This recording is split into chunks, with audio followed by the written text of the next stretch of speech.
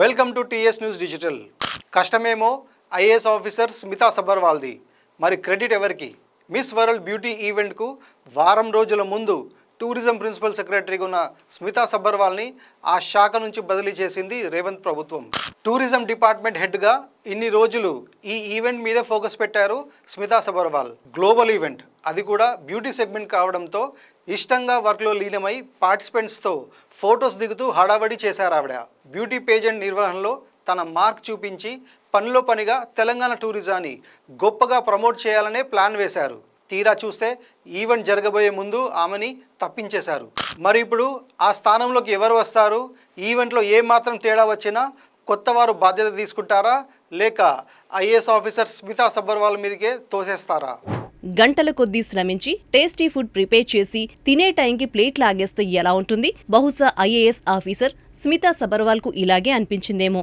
ఈసారి miss world competition కు ఆతిథ్యం ఇస్తోంది హైదరాబాద్. టూరిజం ప్రిన్సిపల్ సెక్రటరీ హోదాలో మిస్ వరల్డ్ పోటీలను సవాల్గా తీసుకుని చాలా గ్రౌండ్ వర్కే చేశారు స్మితా సబర్వాల్. అసలే వరుస వివాదాలతో ఉక్కిరిబిక్కిరవుతున్నారామె.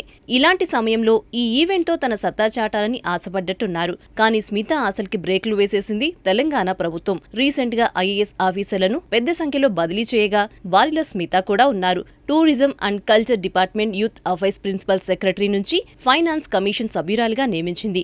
ఈ నిర్ణయం స్మితా సబర్వాల్ కి అసలు నచ్చలేదనుకుంటా. అసంతృప్తిని దాచుకోలేకపోతున్నారు.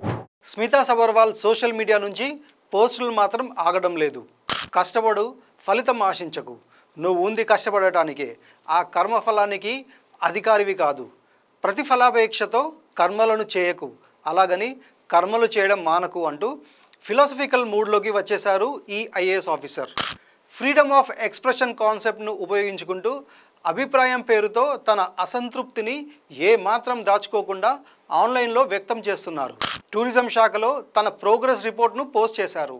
కేవలం 4 నెలల్లో తాను ఎంత గొప్ప పురోగతి సాధించానో చెప్పే ప్రయత్నం చేశారు. అయినా సరే తన కష్టాన్ని గుర్తించకుండా తనని బదిలీ చేశారనే బాధ కనిపిస్తోంది స్మితా సబర్వాల్ పోస్టుల్లో. స్మితా సబర్వాల్ స్థానంలో సీనియర్ ఐఏఎస్ అధికారి జయేష్ రంజన్ ని రాష్ట్ర పర్యాటక సాంస్కృతిక శాఖ కార్యదర్శిగా నియమించారు. ఇన్నాళ్లు IT special CS Jayesh Ranjan industry investment cell బాధ్యతలతో పాటు అదనంగా టూరిజం డిపార్ట్మెంట్ను పర్యవేక్షిస్తారు. జయేష్ రంజన్ ఏమీ అల్లాటప్ప అధికారి కాదు. తెలంగాణలో ఏ పార్టీ అధికారంలో ఉన్నా జయేష్ తన మార్క్ చూపిస్తూ వచ్చారు. రాష్ట్రానికి మరీ ముఖ్యంగా హైదరాబాద్కి కంపెనీలు తేవడంలో కీ రోల్ ప్లే చేశారాయన. అందుకే రేవంత్ సర్కార్లోనూ తన హవా కొనసాగించగలుగుతున్నారు.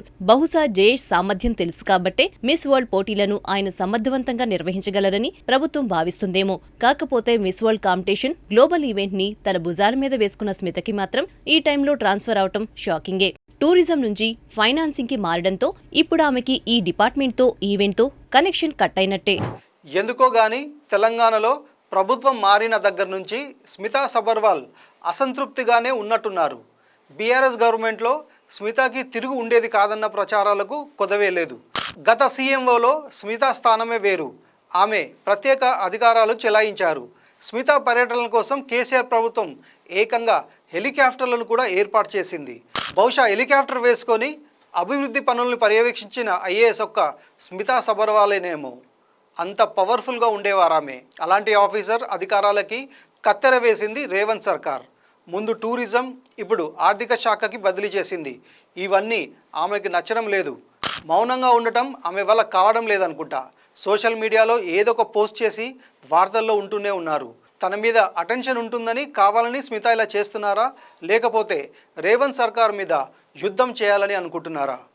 ఆమె మనసులో ఏముందో కానీ ప్రభుత్వంతో యుద్ధం అంటే ఎంత రిస్కో తెలుసో తెలియకో స్మితా తెగిస్తున్నారా?